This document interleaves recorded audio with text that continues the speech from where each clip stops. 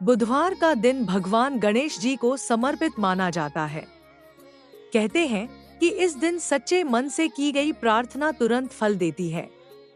जो भी भक्त अपने जीवन में बाधाओं से परेशान होता है, वह यदि गणपति बप्पा का स्मरण कर ले तो उसका मार्ग सरल हो जाता है। आज की यह कथा एक ऐसे गांव की है जहां एक रहस्यमय घटना ने पूरे गांव की सोच बदल दी और विश्वास को गहराई तक जगा दिया। गांव हरिपुरा की कहानी। बहुत समय पहले की बात है। हरिपुरा नाम का एक छोटा सा गांव था। गांव के लोग मेहनती थे, लेकिन हमेशा किसी न किसी परेशानी से घिरे रहते थे।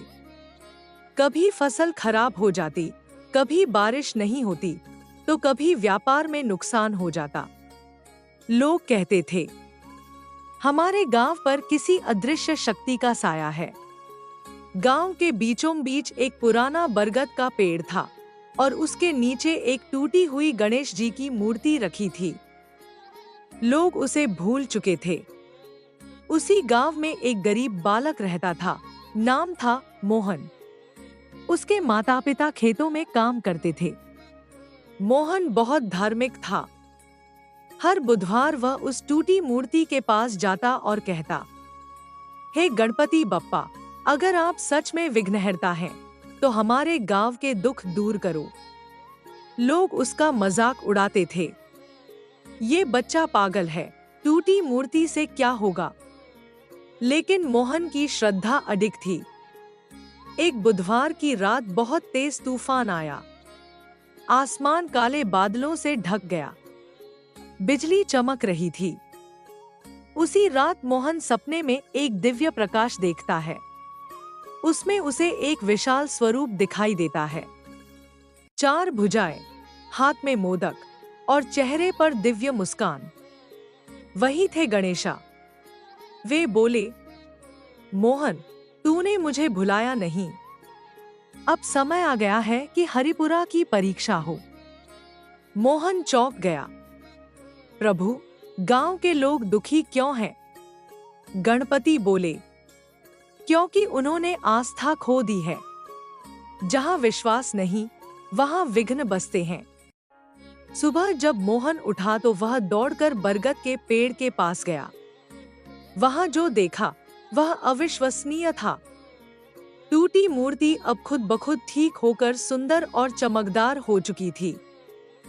उसकी आंखों में चमक थी और उसके चारों ओर हल्की रोशनी थी। मोहन चिल्लाया, गणपति बप्पा आ गए। लेकिन गांव वाले हंसे। यह सब भ्रम है। अचानक उसी दिन गांव में एक बड़ा संकट आ गया। नदी का पानी अचानक बढ़ने लगा और खेत डूबने लगे।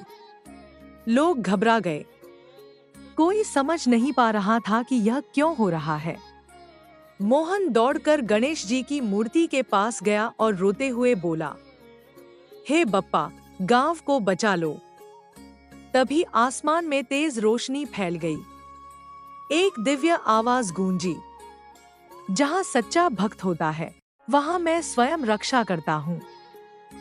अचानक पानी का बहाव रुक गया और नदी का स्तर अपने आप कम होने लगा। गांव के लोग हैरान रह गए। अब लोग समझ चुके थे कि मोहन की आस्था झूठी नहीं थी। गांव के मुखिया ने कहा, हमने श्रद्धा का अपमान किया, यही हमारी सबसे बड़ी भूल थी। सब लोग मोहन के साथ उस मूर्ति के पास गए। उन्होंने हाथ जोड़कर प्रार्थना की। उस रात फिर से दिव्य प्रकाश हुआ। गणेशा प्रकट हुए और बोले, मैं किसी मूर्ति में नहीं, बल्कि सच्चे भाव में रहता हूँ। अब से यह गांव हर बुधवार को मेरा स्मरण करेगा और यहाँ कभी भी विघ्न नहीं आएगा। कुछ ही दिनों में चमत्कार होने लगे। खेतों में फसल हरी भरी होने लगी। व्यापार बढ़ने लगा। बीमार लोग स्वस्थ होने लगे और गांव में सुख शांति फैल गई।